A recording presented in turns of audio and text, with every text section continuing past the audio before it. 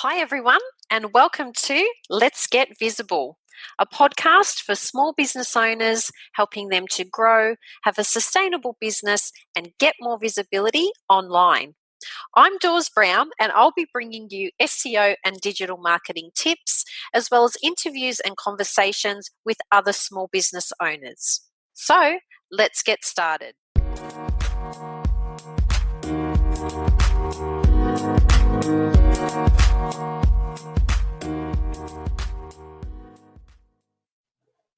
So today I'm joined by Carolyn Butler Madden. She is an author, speaker, founder, and chief purpose activist at The Cause Effect, which is a purpose consultancy. She believes in a world where business is a force for good and brands drive profit through purpose. She helps business leaders define their purpose and integrate it strategically into their brand and business in a way that results in meaningful social impact, as well as driving competitive advantage through brand differentiation and employee engagement. Her mission is to make social purpose a vital part of doing business in Australia and beyond.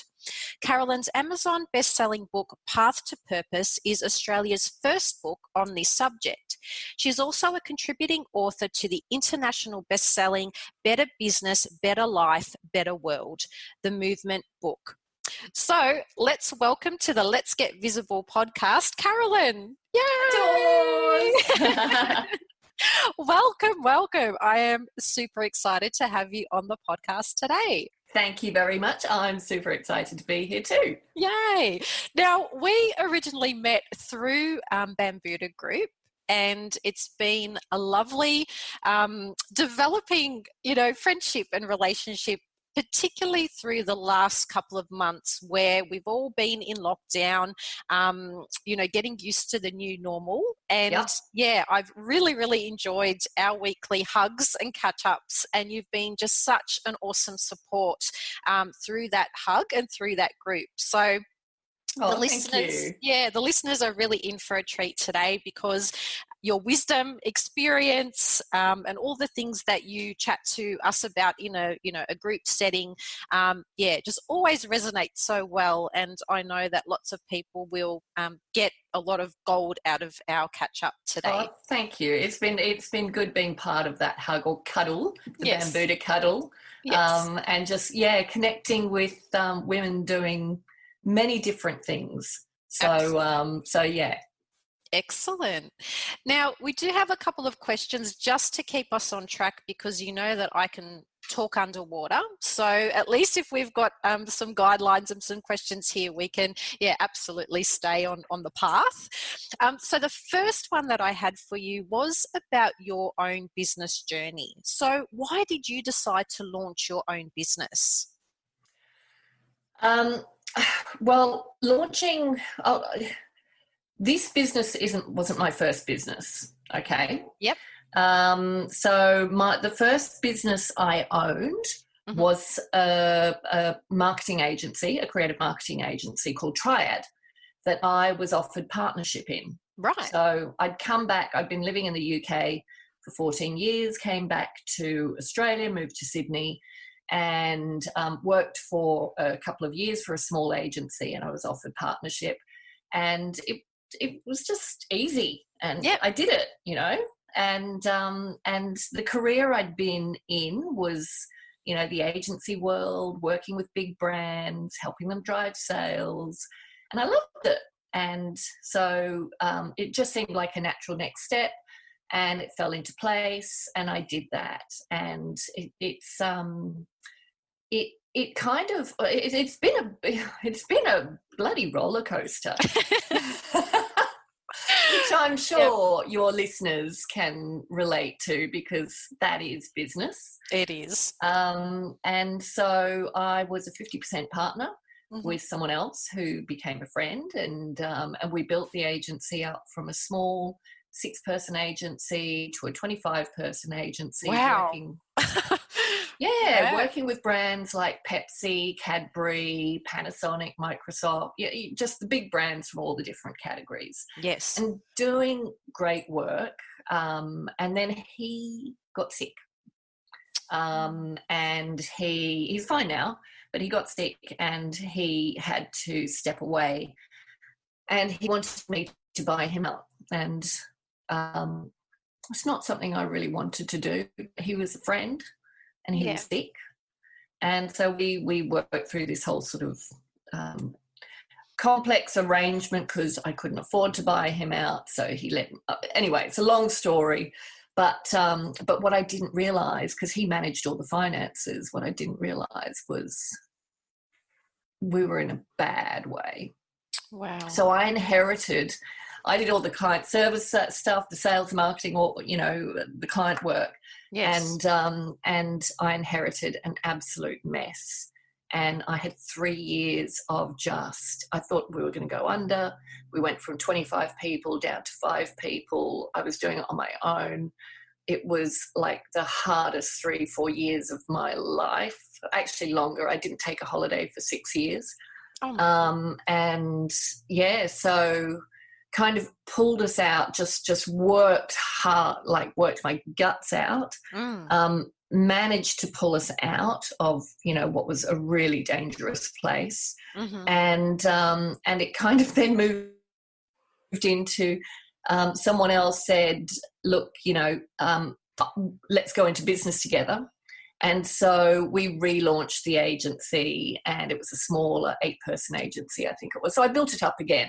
So it's kind of like it was this ride that just happened and continued without any real conscious passion or desire to create something of my own. It was one of these things that happened. Yeah. And built it all up again, you know, created a successful $1 million agency, had, you know, 7 to 8 employees, going really well.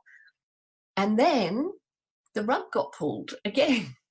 And it was just nothing I could have done to have a different outcome. So we had a big client who we'd had for 20 years, and they had a change of management.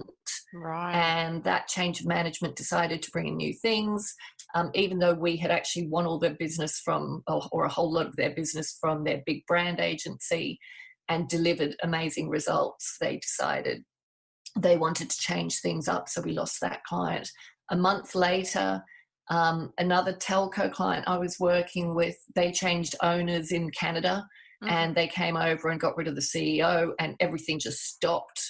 And so that went. And then 6 months later, a new client who we'd built a brilliant reputation with decided to shut down their Sydney office and move the business to Melbourne, consolidate it in Melbourne. And it was kind of like, what the hell is going on? Just dropping bombs left, right and centre. Yeah, those were our 3 core retained clients. Wow. Yep. And it was just like, you know, having been on that roller coaster before. Yes. And yeah, I realized I had to rebuild it again. And it was at that moment that I just asked myself the question, do you want to do this? And, you know, I know what it takes to build something up from scratch. Yep. I knew I could do it, but I also knew it would just be so intense. You know, my family, you know, they lost me for a long time in that first round. Yeah. And I just thought, you know, I don't know if I really do. I've always loved what I did, but I didn't know if I was ready to do that all again. And it made me ask the question, well, what do you want to do? Yes. And I had been for the past few years trying to steer the agency down a path of purpose, social purpose and cause marketing. And it was too early for Australia. And, you know, we'd had some wins, but it was just to go all into that then. It was too early for Australia. But I was talking about it all the time.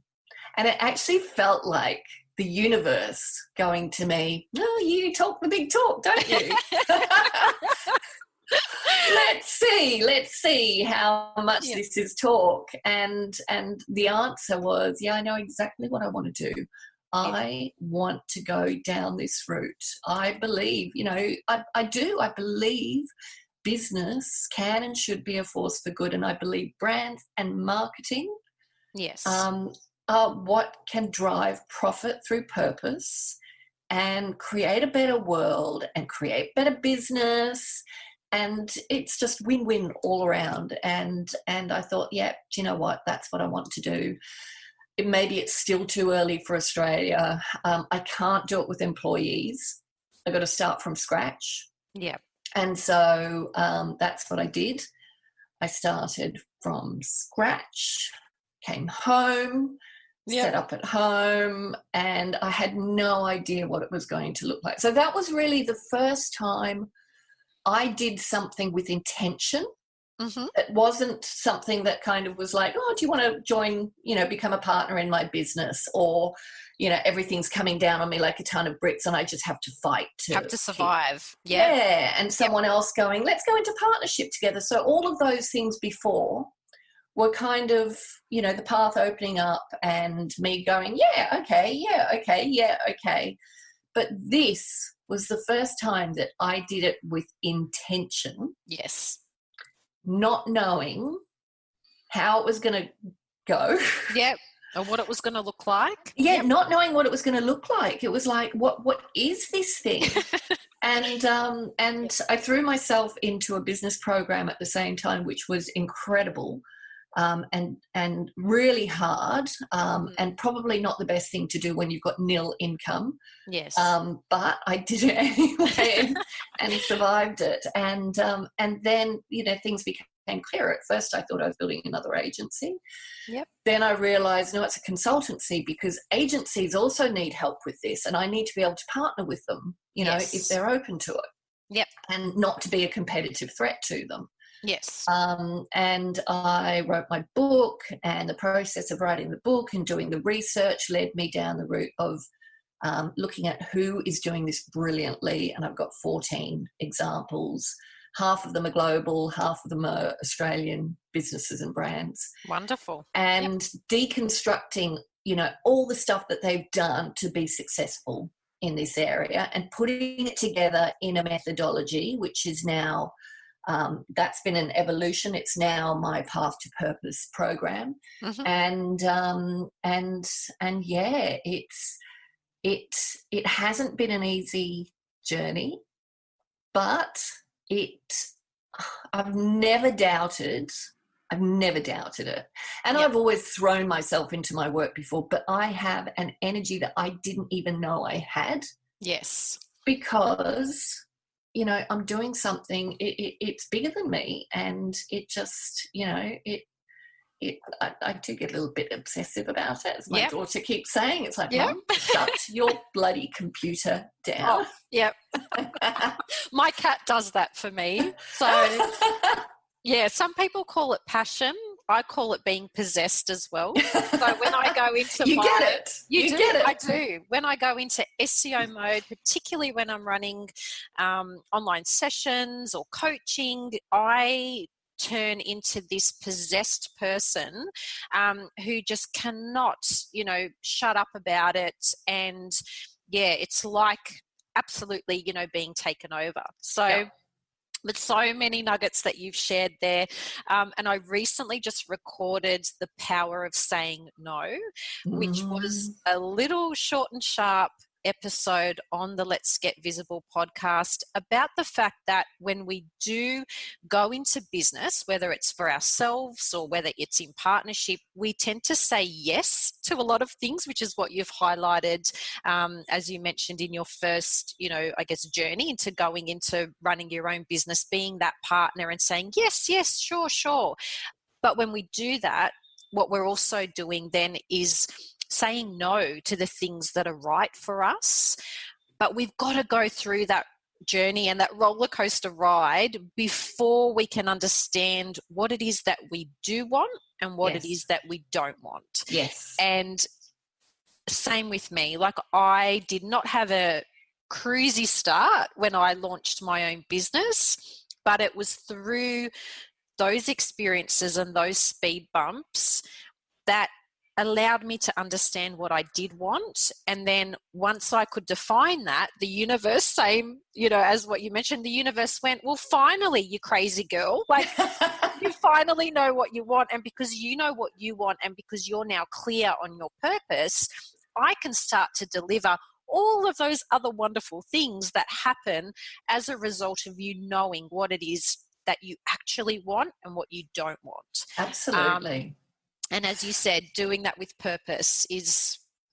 But there's also, I also think there's knowing and there's doing. So, I think some people get to the point where they know this is something that they want to do. Yes. There are many things that stop them from doing it. Particularly, probably one of the biggest things is the unknown. Yes. And it's scary. And I've got something called my Hyde Park Corner moments. So when I lived in London, do you know Hyde Park Corner? I do, yep. Okay, so I'd be driving in my little car and I'd come up to Hyde Park Corner, and I don't know what it's like now, but back then it was just the busiest roundabout ever. Yes. And I'd be sitting there, I had my little red Mazda MX-5, and I'd be sitting there waiting to get onto it. Yeah. And there's no let up, right? No. None. And you're sitting there and people are waiting for you. And it's like, oh my God, I'm going to be here all day. Yeah. And I can't believe I did this, but I know I did it 3 times. Yeah. Where there was just no let up. And I just thought, I've just got to go. I've got to go. And so literally I just took a deep breath, hunched my shoulders, tensed my body and floored. I love it. And I never hit, right? And but to me, that's an analogy for moments in my life, and there have been a few where I've gone, this is what I want to do. This is what I believe I should do. Yeah. I have no idea what's going to happen. I don't know if I'm going to get hit, what's going to happen, but you just take a leap of faith and you kind of, you take that deep breath, you close your eyes and you step out, or you put your foot on the accelerator. and I think you need to have some of those moments in your life where you step into the unknown. Yep. And just put faith that whatever happens, happens. Yep. And will happen for a reason. And don't anybody go and do that on a roundabout. No. I'm getting flashbacks of the Griswold European holiday. I'm pretty sure that the dad went around that roundabout. I don't know why, but as soon as you said that, I just kept getting flashbacks of, the Griswolds and, trying to go around and around that roundabout and just not being able to get off. So they spent 24 hours, doing that. Yeah. So, but it's so true. It's so true. And sometimes you've just got to go for it. Another point that you've mentioned that is so important is that it's good to know what you want, but you need to take action. So I totally believe in the whole law of attraction, thing and process and how that works, but you can't just sit there wishing and wanting and knowing. There has to be action to back up what it is that you know or feel that you want to do. So, I think that's a really important takeaway from this as well. Yeah. Now, I did do a bit of an introduction about your background and about your business, but I guess can you share a little bit more about your process and how it is that you help and serve your people and your audience with what you do? Yeah, I'd love to. I'll start with my people, right? Yes. And I talk a lot about people like us. So I'm a big Seth Godin fan. If anyone doesn't know Seth Godin, I'm sure you do, but he's a marketing guru, author, multiple best-selling author. Yes. And he just has brilliant nuggets of wisdom. And he talks a lot about your people like us. Mm-hmm. So people like us do things like this. And he says, and I believe this 100%, that the days of mass marketing are over. Yep. Get over it. Yep. If you're mass marketing, you are, compromising who you appeal to, because you're trying to appeal to as many people as possible. Yep. And in that process, you become vanilla and you appeal to nobody. Yes. And, you know, it begs the question, how many clients or customers do you need? Yes. Most of us don't need millions. No.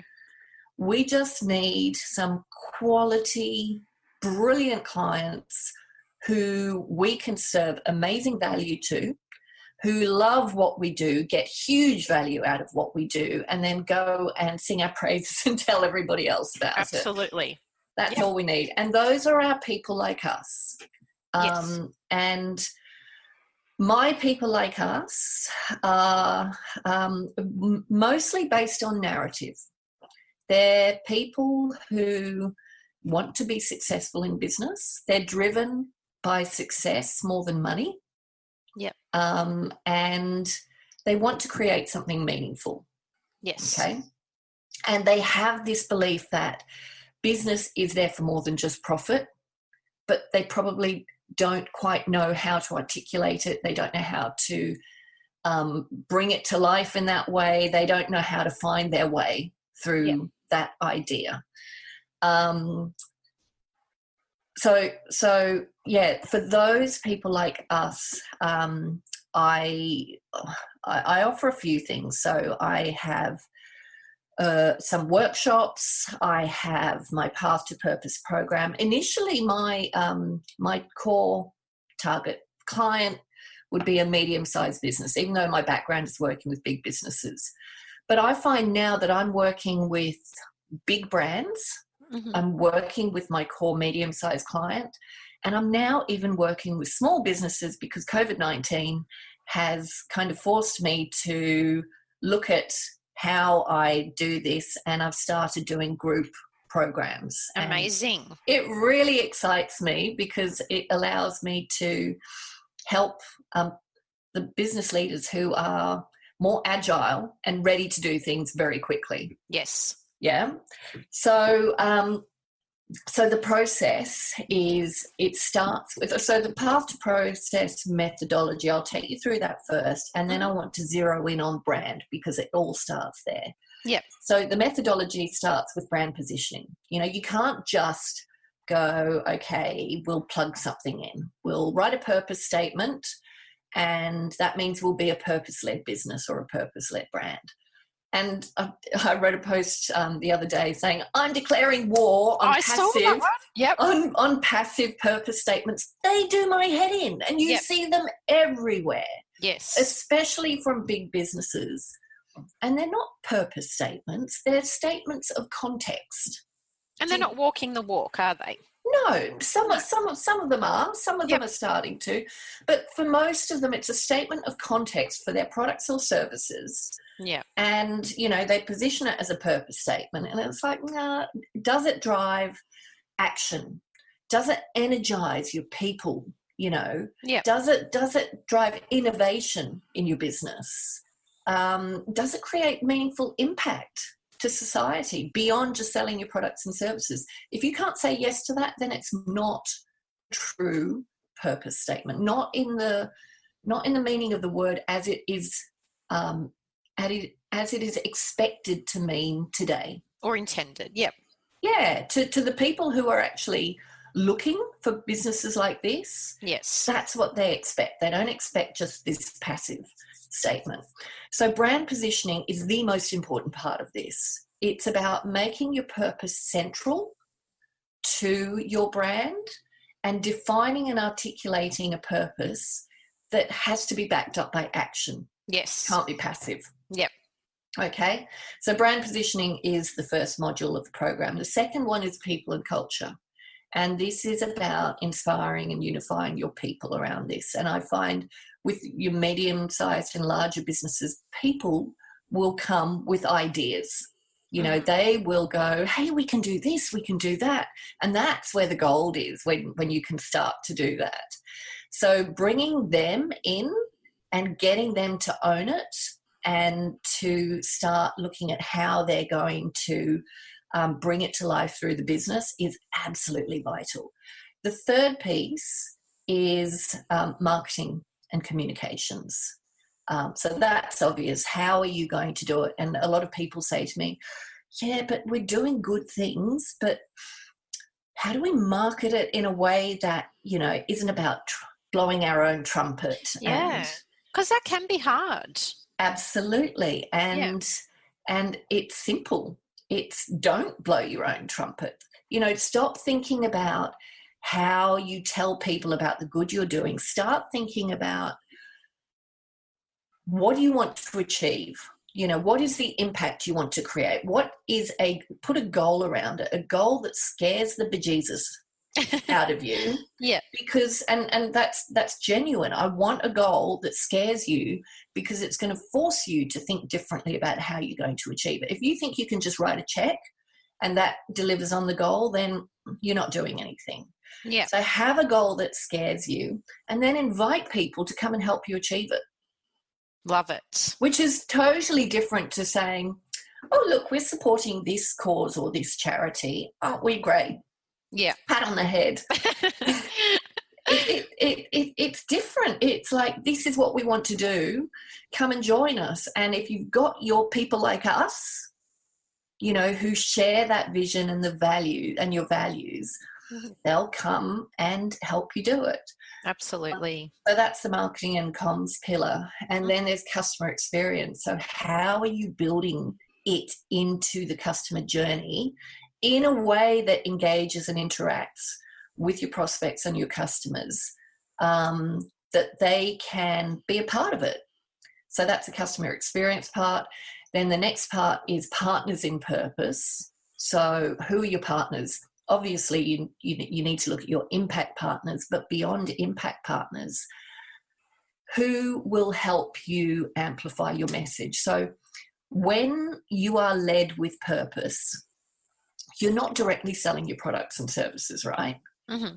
So other businesses who share your vision are much more likely to want to help you get your message out there. Agree. An example that I use all the time, because it's just such a brilliant example, is Airbnb. Mm-hmm. So Airbnb, their purpose is to help people feel like they can belong anywhere. And they've created this movement around #WeAccept. So in the US, when Trump came in, it was about standing up for multiculturalism and, you know, immigration, because Trump was shutting down borders and stopping people from mainly Muslim countries coming in. Here in Australia, they turned the lens onto marriage equality.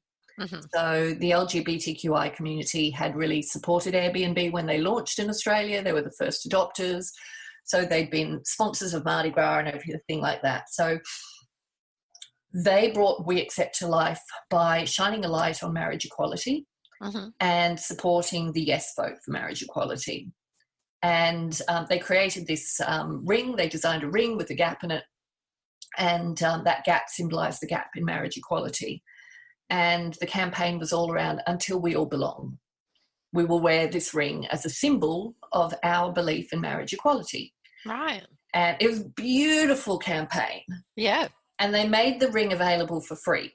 And so I had my ring on, and I'd see people sitting on the bus. You didn't need to say anything to each other. You just knew. Yeah. Yep. And so they put all their money into producing these rings. I think they sent out 200,000 rings. Wow. And they didn't have any money for media. So they're in my book. I interviewed them for this.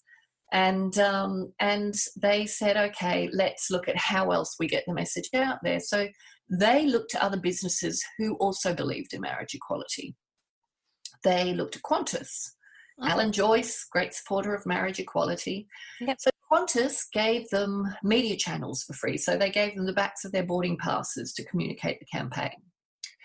ANZ, fellow sponsors of Mardi Gras, gave them 1,500 ATMs around the country to communicate the message. Wow. Fairfax gave them display advertising. Marie Claire gave them a 6-page spread. Google gave them their top 25 YouTube influencers.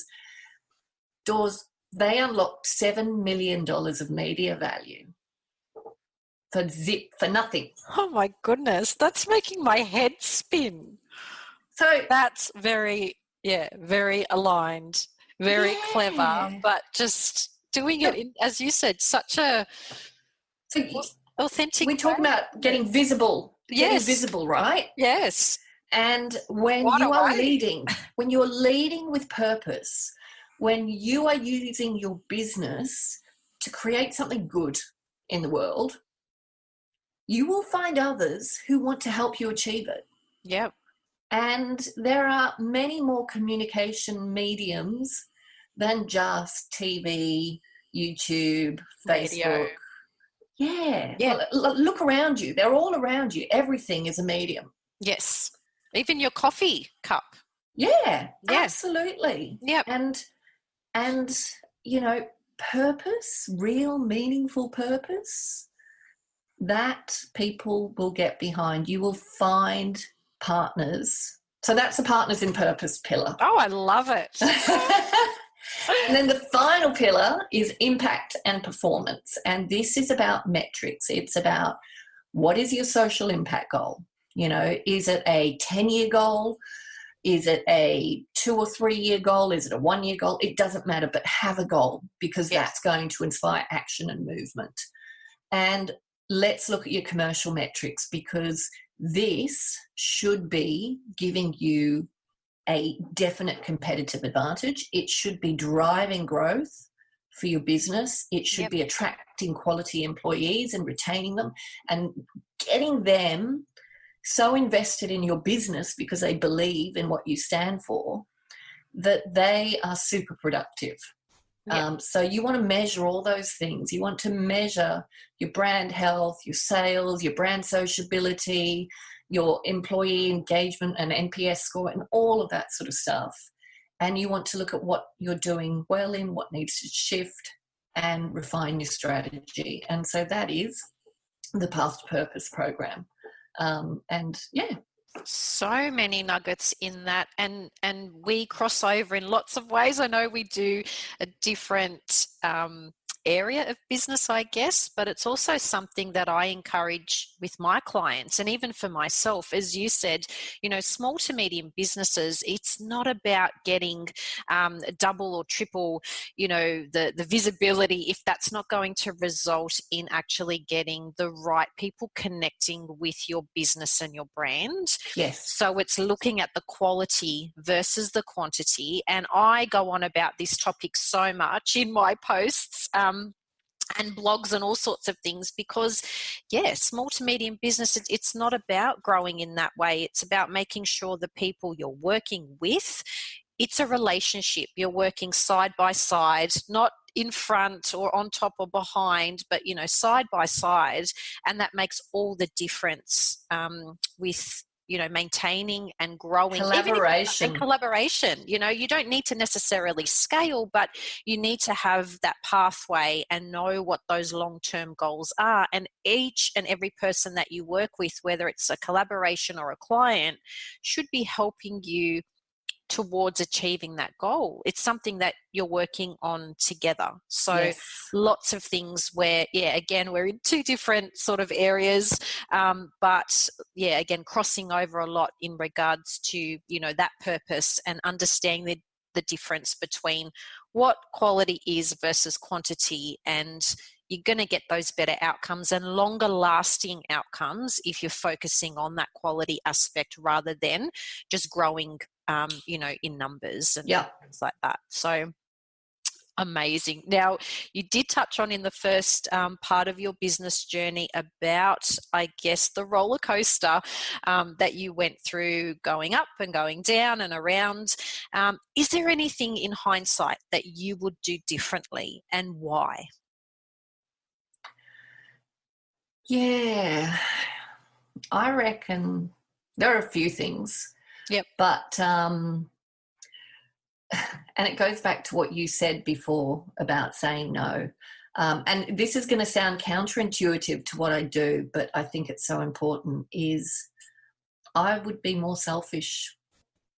Love it. You know, seriously, I feel like I have supported so many other people's agenda. Yes. And I felt like responsible for success for, to look after them. Yeah. And I've compromised my own family for that sometimes. And I look back and I just think, far out, like I've made a lot of money for a lot of people. Yep. And I haven't made it as much for us. No. But it's not just about money anyway. It's time and everything else. And honestly, I think I'm not saying be selfish, but put your own oxygen mask on first. 100%. Oh, my neck's hurting because I'm vigorously nodding. That really resonates with me. And I know we've chatted about it in our cuddles as well, but yes, it's that staying online until 9 o'clock, 10 o'clock at night because we don't know how to say no, and we're putting other people's needs and wants before our own well-being. It's not even about the dollars, as you said. It's not about the money. It's actually about, when we're doing that and we're putting other people before ourselves, putting their oxygen masks on before we put on our own, that's time taken away from friends, family, your kids, and all that comes with that. And you start to feel this. I know I do. I get parent guilt where I think, oh my goodness, I've just spent 12 hours on this computer today trying to meet everyone else's goals and what they want to achieve, but it's not actually a good thing because it's impacting other parts of my life, and that parent guilt is quite heavy and quite strong. And as you know, being a mum too, you look back and you think, they've just turned 18 or they've just turned 25. And those years, that time you just can't get back. The minute that we're in right now, once this minute is gone, it's gone. Yeah. And it's worth more than any amount of money in the world. Yeah.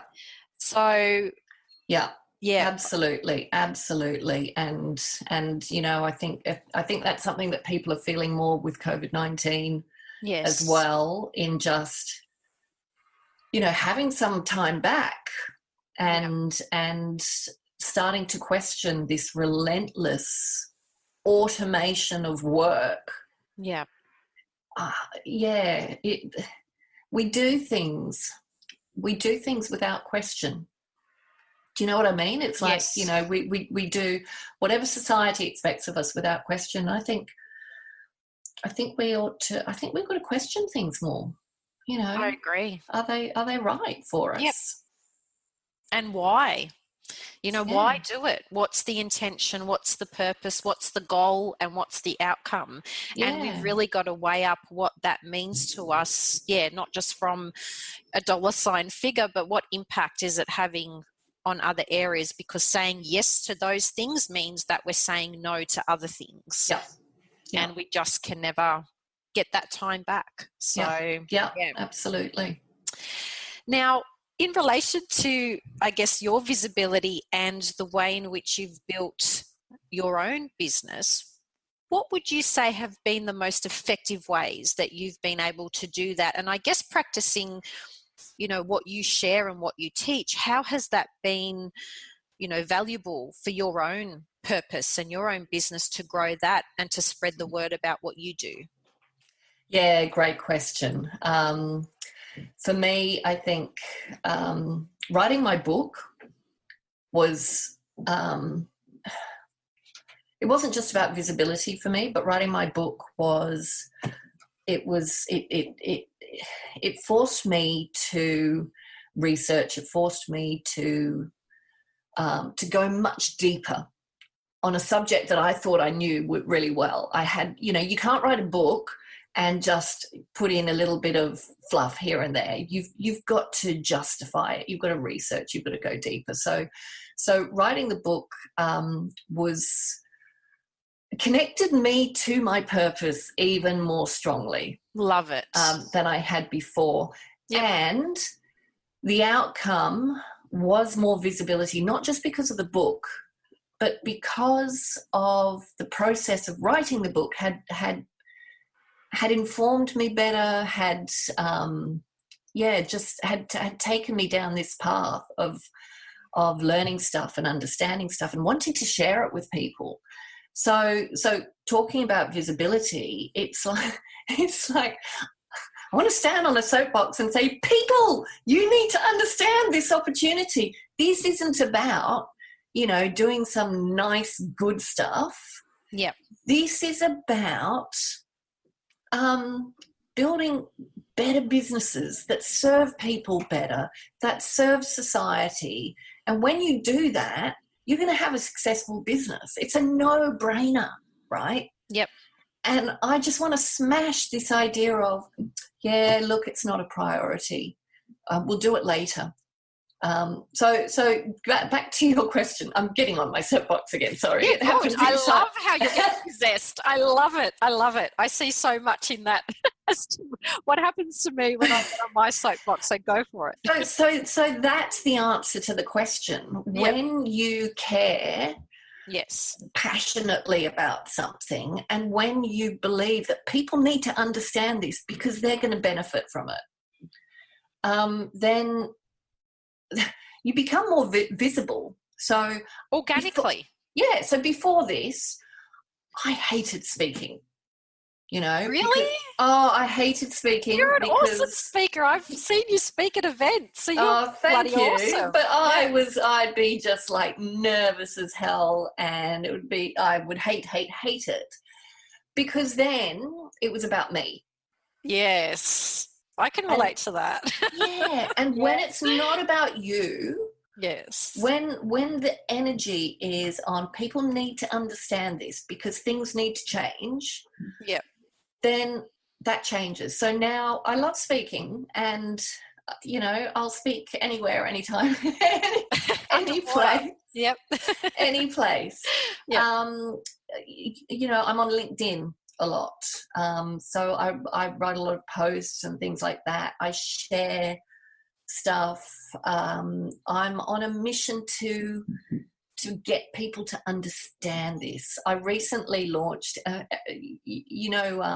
GSD, Get Shit Done. That acronym. Yeah. Yep. So lots of business owners talk about, GSD. We got a GSD. Yep. And so I've created something else. It's called DGS.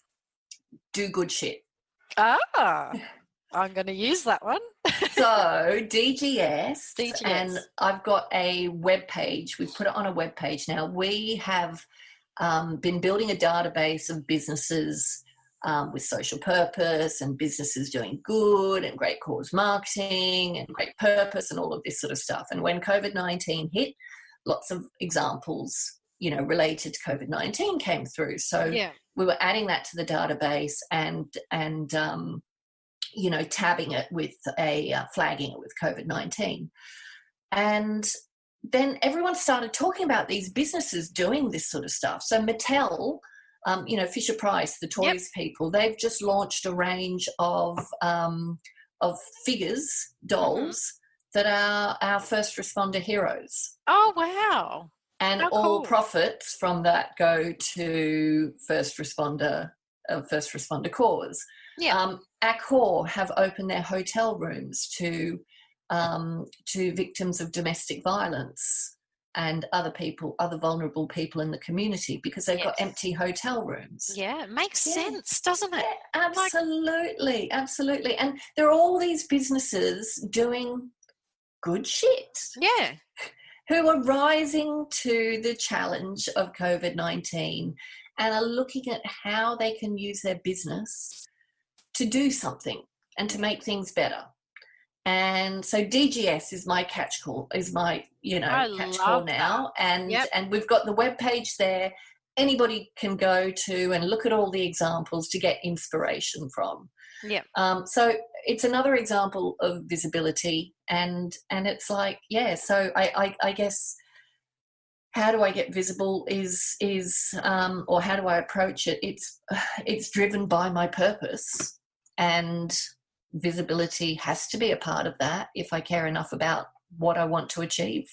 Absolutely. And you've already touched on this a couple of times, but I was about to mention that naughty C word, and that's COVID-19.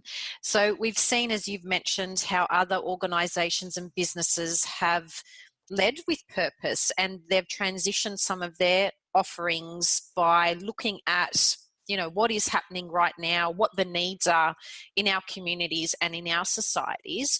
And you also mentioned transitioning some of your work into more of that small business arm once COVID-19 happened. So do you think that this COVID-19 situation has perhaps helped or hindered your business? Oh my God. I think it's helped. Yep.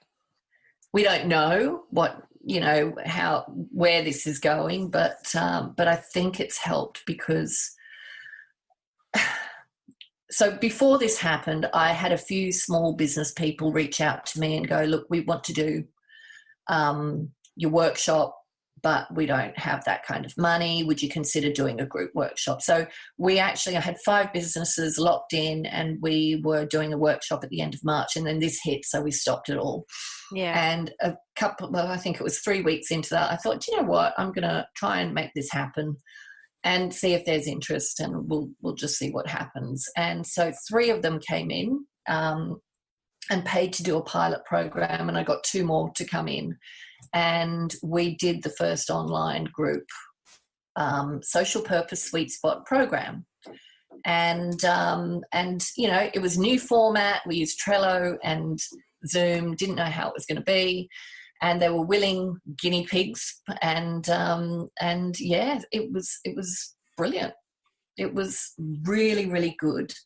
And it just got me very excited to see that I could deliver this to more people at a lower price, remotely. Yeah. And deliver the same outcomes. So for me, that's a win. And we're now looking at rolling that out.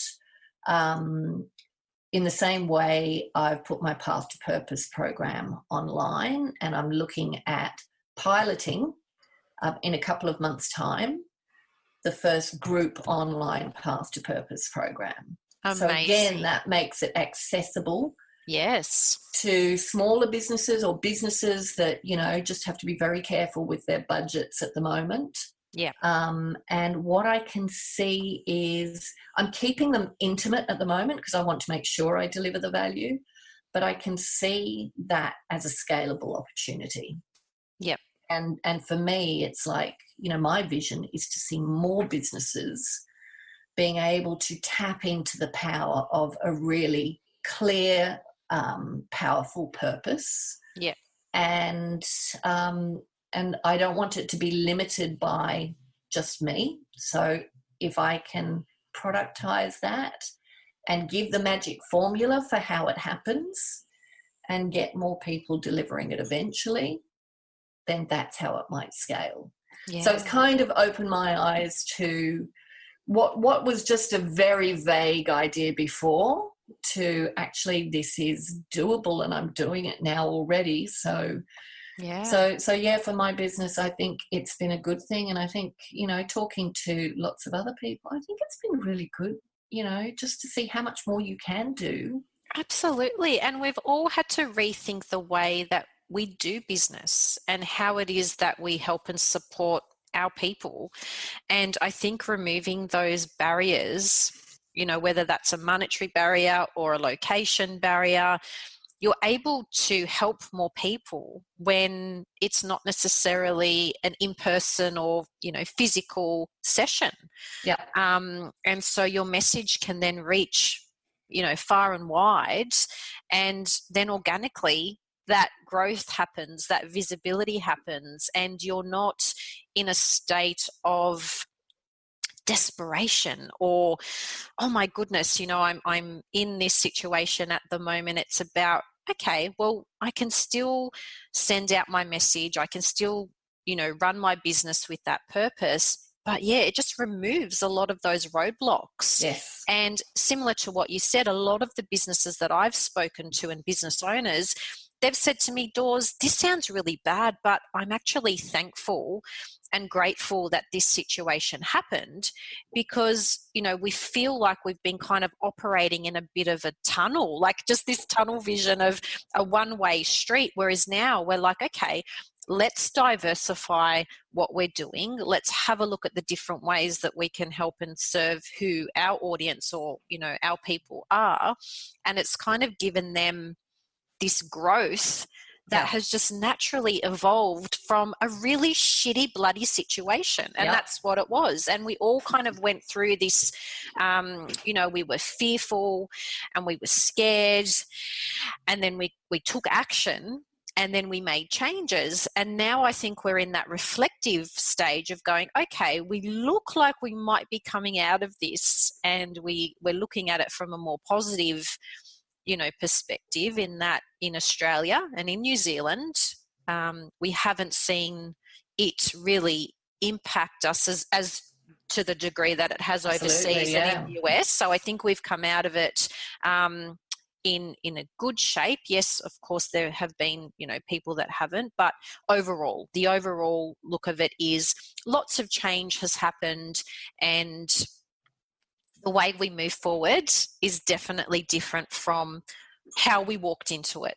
Yes. And so for so many people, it's been a good thing and a positive thing, because it has given us that opportunity to reflect and also work on our businesses rather than in our businesses. Yes, so absolutely. We were those hamsters that were just, you know, going and working, you know, in it. Whereas we've had the opportunity to go, you know what, we actually need to take some time to revisit our goals, our vision. What is our mission? What is it that we actually stand for? And I think a big part of that is reimagining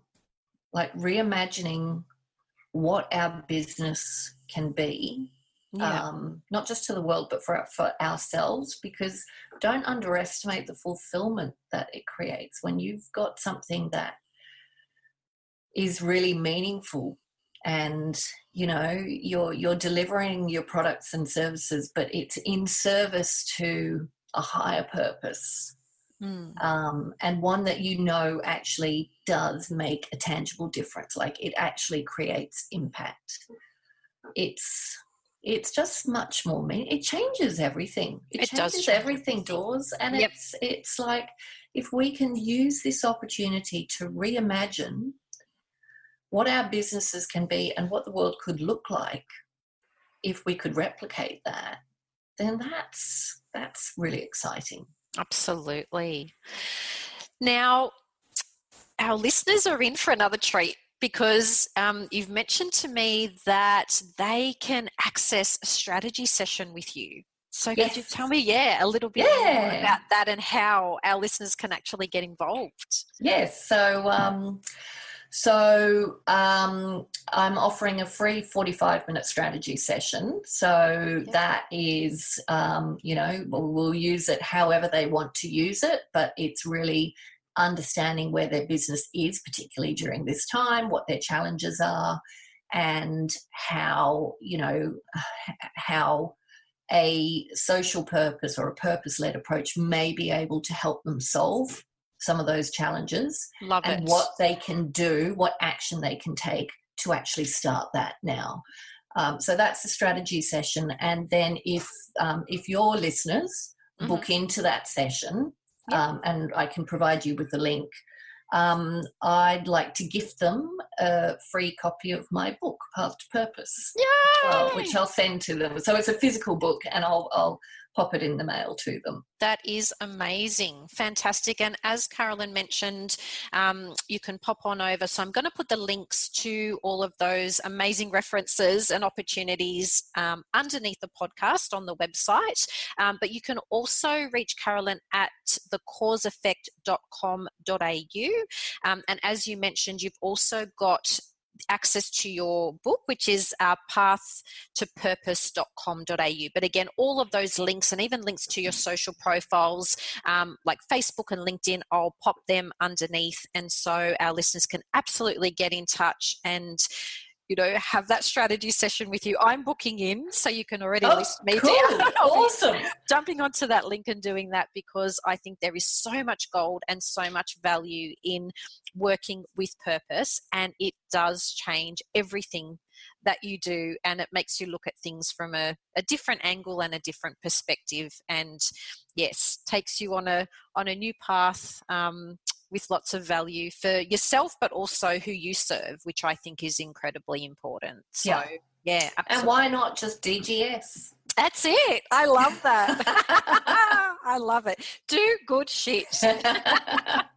Awesome. Well, thank you so much for your time today. It's been incredibly valuable. And again, I know the listeners would have taken away so many gold nuggets from this. So I really appreciate your time that you've taken to spend that with me today. And I'm really grateful for you inviting me here and giving me a platform to try and get more people, to join this movement, and I really appreciate it. So awesome. Thank you, Dawes. You are very welcome, and I look forward to continuing our gorgeous cuddles Me too. and our catch-ups as well. So, yeah, excellent. Thank you so much, Carolyn.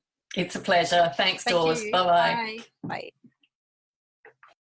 Thanks so much for listening today and making time to tune in. If you enjoyed today's podcast, please leave a review and some feedback. If you'd like to learn more about me or my services, you can find me at doreenbrown.com.au with links to social profiles so you can connect with me on there as well. Well, that's it from me today. So see you next time for the next installment of Let's Get Visible.